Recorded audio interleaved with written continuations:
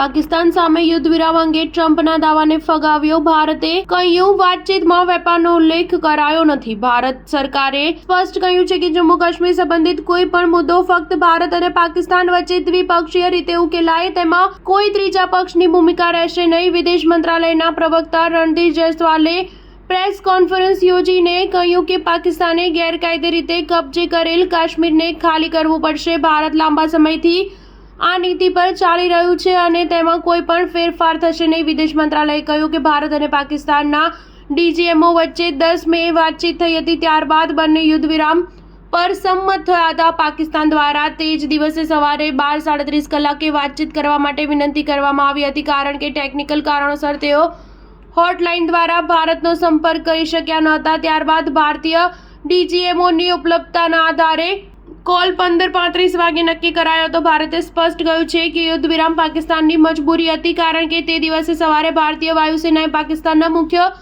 Air force ઠેકાણાઓ પર પ્રભાવશાળી હુમલા કર્યા હતા.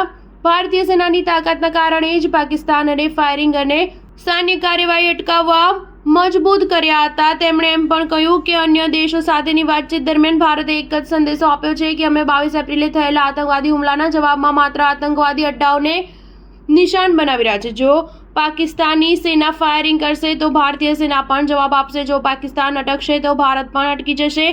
ઓપરેશન સિંદૂર શરૂ કરતી વખતે પાકિસ્તાનને આ જ સંકેત આપ્યો હતો.